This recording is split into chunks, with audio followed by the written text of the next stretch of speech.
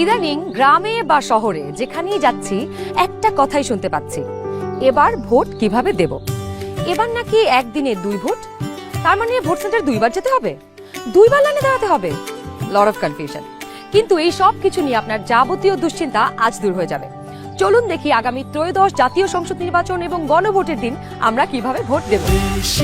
ভোটের দিন একদম সকালবেলা আপনার ভোট কেন্দ্রে চলে আসবেন। নারী পুরুষ ঠিক এইভাবে আলাদা আলাদা লাইনে দাঁড়াবেন। লাইনের শুরুতেই আপনার ভোটার ক্রমিক নাম্বার উল্লেখ করে লেখা থাকবে আপনি কোন কক্ষে ভোট দেবেন। ভোট কেন্দ্রের কোন কক্ষে আপনি ভোট দিবেন সে বিষয়ে আনসাররাও আপনাকে সহায়তা করবেন। এরপর আপনি সোজা চলে যাবেন আপনার ভোট কক্ষে। কিভাবে নারী এবং পুরুষ ভোটারদের আলাদা রুমে ভোট গ্রহণ করা হচ্ছে চলুন দেখে আসি।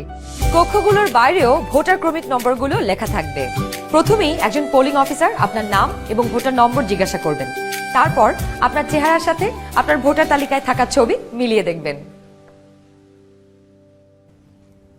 এটা আমি, এখানে একটু খারাপ আসছে ছবি। বাবার নাম আনিসুজ্জামান।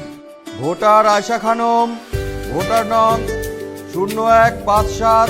প্রথম পোলিং অফিসার আপনার নাম এবং ভোটারের ক্রমিক নম্বর জোরে উচ্চারণ করবেন, যেন কক্ষে থাকা সহকারী প্রিজাইডিং অফিসার এবং পোলিং এজেন্টরা শুনতে পারেন।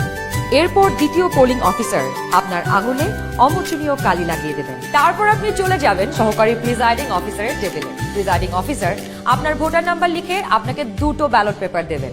জানি এবার গণভোটের জন্য গোলাপি ব্যালট, আর সংসদ সদস্য নির্বাচনের জন্য সাদা কালো ব্যালট। বাহ! ব্যালট পেপার নেবার সময় আপনাকে স্বাক্ষর করতে হবে। আপনি চাইলে টিপসই দিতে পারেন। দেশের চাবি আপনার হাতে।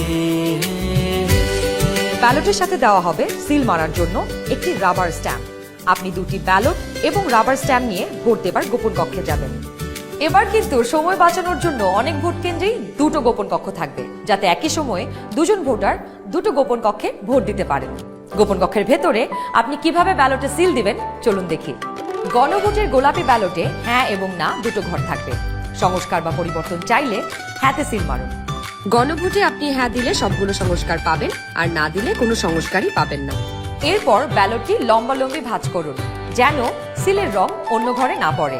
এরপর আড়াআড়ি ভাঁজ করুন। সংসদ সদস্য নির্বাচনের জন্য সাদা কালো ব্যালটটিতে থাকা আপনার পছন্দের ব্যক্তি বা দলের মার্কায় সিল মারুন। সিলটি কিন্তু নির্ধারিত ঘরের বাইরে যাওয়া যাবে না। মার্কার বাইরে সিল পড়লে আপনার মহামূল্যবান ব্যালটটি বাতিল হয়ে যাবে। সিল মারার পর এই ব্যালটটিও প্রথমে লম্বালম্বি ভাঁজ করুন, যেন সিলের কালি অন্য মার্কায় না লাগে। এরপর আড়াআড়ি ভাঁজ করুন। এবার গোপন কক্ষ থেকে বের হয়ে স্ট্যাম্পটি সহকারী প্রিজাইডিং অফিসারকে ফেরত দিন এবং একই ব্যালট বক্সে 2টি ব্যালট পেপার ফেলুন। ব্যাস, হয়ে গেল একদিনে 2 ভোট। একদম সহজ, তাই না? তাহলে নিশ্চিন্তে ভোটের দিন চলে আসুন আপনার ভোট কেন্দ্রে, আর ভোট দিয়ে বুঝে নিন দেশের মালিকানা, দেশের চাবি আমাদের হাতে।